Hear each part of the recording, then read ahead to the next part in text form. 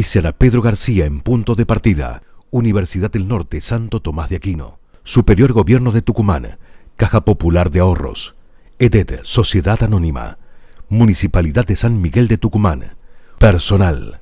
Pero a lo que quiero llegar es que el señor Bermúdez es un corrupto, y yo más. ¡Wow! ¿Algo que añadir a esto, señor Bermúdez?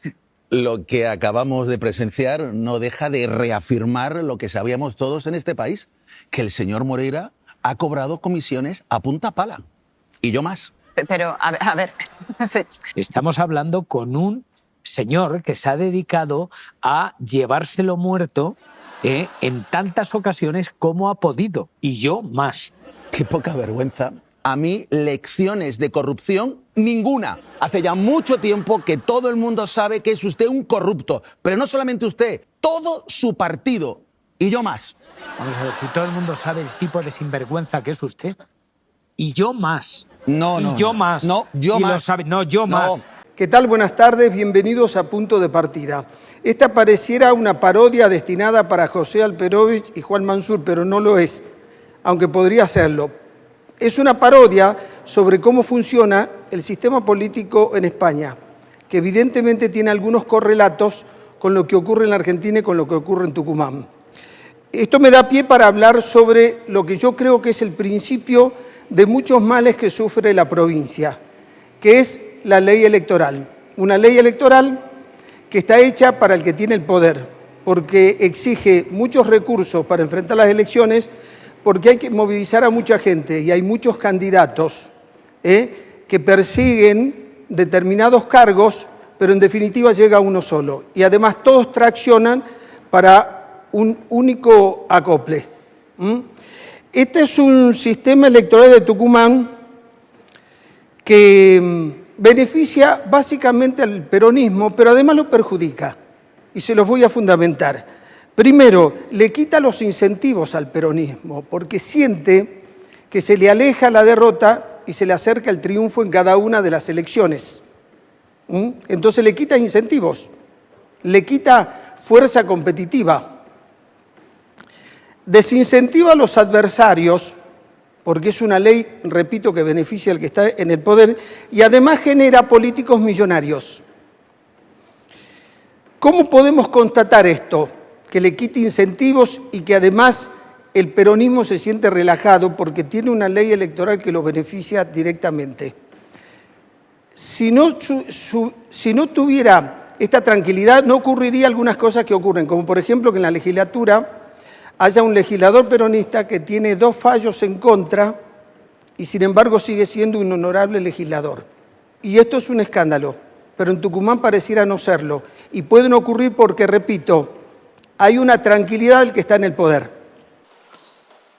Yo, en la observación que tengo durante años de la política y la convivencia cercana con la observación de la política, observo que se multiplicaron los políticos millonarios. Nunca vi tanto dinero al lado de tanta ignorancia.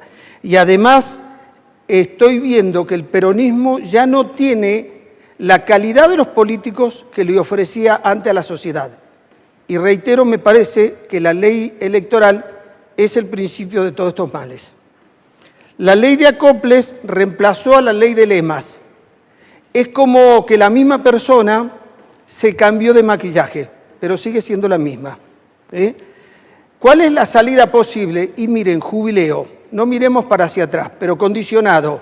Hay que cambiar la ley electoral, hay que hacer que sea una ley que obligue a los partidos a competir, que sea más transparente, donde los que votan puedan elegir y no simplemente optar. Hay que ir a un solo acople, a 2, hasta que se reforme la Constitución y eliminar los acoples, porque además la Constitución de Alperovich, como toda herencia de Alperovich, hay que borrarla de la geografía política de nuestra provincia. Eso es lo que corresponde, porque todo lo que se hizo en esa época fue con un abuso de poder absoluto, porque se hizo incluso una Constitución a la cual no se la quiso cumplir. Los beneficiarios de reformar el sistema electoral, primero el peronismo, porque se va a demostrar más competitivo y menos relajado. va a haber una competencia electoral, entonces va a haber una expectativa de la sociedad y me parece que la sociedad va a terminar sintiéndose más atraída por los políticos y los partidos políticos.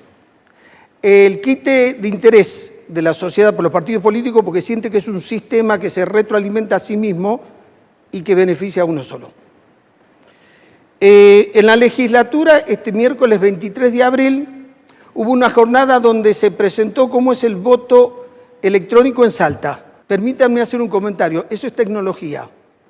No hay que equivocar lo que son los fines de los medios. El fin es reformar la ley electoral que sea competitiva, que sea transparente, que le dé mayor poder al ciudadano a la hora de tener que tomar una decisión. ¿Y el medio cuál es? Y bueno, puede ser el voto electrónico, pero una cosa son los fines y otra cosa son los medios. Finalmente, muchos cuando uno le plantea por qué no se reforma el sistema electoral, dicen que no es el momento, que hay otras prioridades. ¿Saben qué significa eso? Es decir, estamos en una zona de confort, tenemos asegurado el triunfo y además los billetes en el bolsillo, por lo tanto no lo queremos cambiar. Porque en realidad no se sabe cuándo es el momento oportuno según este juicio de valor. Bueno, sobre esto vamos a hablar en este programa y en los sucesivos programas. Y vamos a tener invitados que se refieran a este tema. Vamos a ver el siguiente video, por favor. Mi abuela decía, el diablo entra por el bolsillo. El dinero te corrompe si vos no lo sabés usar bien. Si no estás comprometido con algo para usar bien el dinero. El diablo entra al bolsillo. Hacerte usar mal el dinero, poner tu esperanza en el dinero, ¿no? En cambio el dinero, si lo usás bien, si lo ganás bien y lo usás bien, te engrandece. Bueno, la Argentina hizo una gran contribución al mundo con el Papa Francisco. Fue un líder de una envergadura extraordinaria, un líder sin igual. Por eso tantos dignatarios y tanta realeza ayer en Roma. Esta es la forma que tenemos para medir la significancia que tuvo el papado de Francisco para el mundo, aún para los países que no son católicos.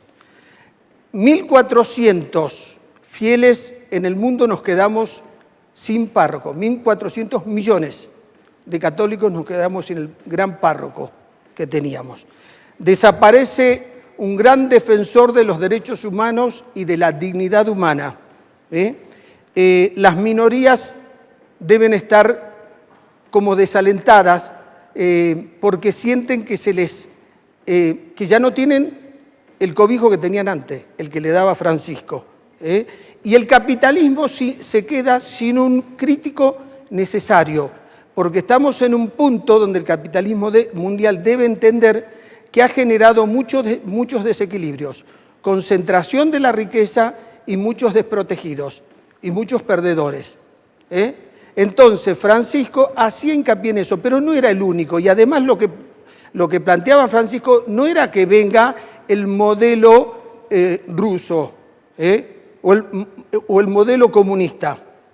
Lo que él decía que hay desequilibrio y hay que mirarlo, pero no es el único. Usted sabe que muchos intelectuales y en muchas universidades de primer nivel a nivel mundial están planteando esto. Por eso Donald Trump también cuestiona a la globalización, pero en el fondo es un cuestionamiento de manera indirecta al capitalismo. No está dando los resultados que se esperaba que se den cuando comenzaron con la globalización y decían libertad de mercado para todo el mundo y democracia y nos salvamos de todos los problemas. Y no fue así. Estamos obligados a recordar a Francisco y a imitarlo. El mundo necesita personas que puedan reproducir a Francisco en sus criterios y en sus actos. Porque, repito, en esta globalización financiera y esta acumulación de desequilibrio no es viable a mediano plazo, ni siquiera a largo plazo, a mediano plazo ya no es viable. La obra de Francisco tiene una dimensión extraordinaria y ¿cuándo tomamos conciencia? Cuando en esta última semana se pasó en todos los medios todo lo que hizo en su papado. Claro, cuando uno lo ve con una determinada frecuencia, no puede dimensionar lo que hizo por el mundo, los planteos que tuvo Francisco al sistema mundial. Cuando uno lo ve completo todos los días y en la abundancia que lo vimos, entonces tomamos otra dimensión. Es más, fíjense que la semana pasada se perdió un poco la idea de que ya no estaba físicamente con nosotros, porque donde en cualquier canal, en cualquier señal, en cualquier red social, estaba un discurso, estaba un acto, estaba un momento en que había actuado Francisco en su papado.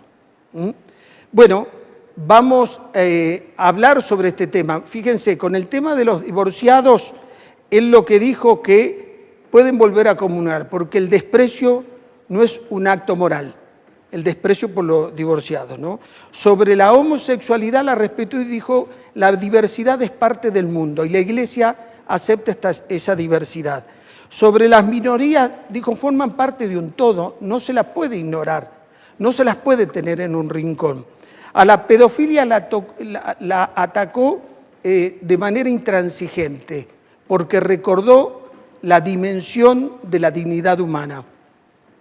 Cuando tuvo que enfrentar la corrupción lo hizo con mucho valor, porque quiso poner sobre la mesa la importancia de la decencia. Cuando hizo una opción por los pobres dijo, estos son los perjudicados por los sistemas políticos y los sistemas económicos que no dan respuesta a todos. Y esta es la alerta que puso en el mundo. Y hizo además un ejercicio de humildad y de austeridad muy difícil de repetir. Vieron lo que fue la habitación donde dormía Francisco, o sea, fue de una austeridad realmente franciscana. Allí estaba reflejado San Francisco de Asís. Pero me parece a mí que el mensaje más fuerte y más abarcador de Francisco fue cuando estuvo orando en el Muro de los Lamentos. Había un rabino y había un musulmán, porque les dijo a las 3 religiones abrámicas, a las 3 religiones monoteístas, quiero diálogo. Y cuando les dijo, quiero un diálogo entre ustedes, no quiero enfrentamientos, le estaba diciendo al mundo y toda otra concepción religiosa, cultural o étnica tiene que dialogar, porque el consenso es superior al disenso. Bueno, Álvaro Aurane se va a referir hoy a un tema muy importante, que es la teología de la pobreza. Ustedes saben que la teología, que es el estudio de Dios, de su divinidad, de su obra, tiene como varias ramas, y una de ellas es la teología de la pobreza, la que practicó Francisco. Bueno, hoy lo va a desarrollar Álvaro Aurane, un tema, por supuesto, muy interesante. También vamos a hablar sobre lo que está ocurriendo en la economía después del cepo. A ver, cambia la matriz de la estructura económica de la Argentina.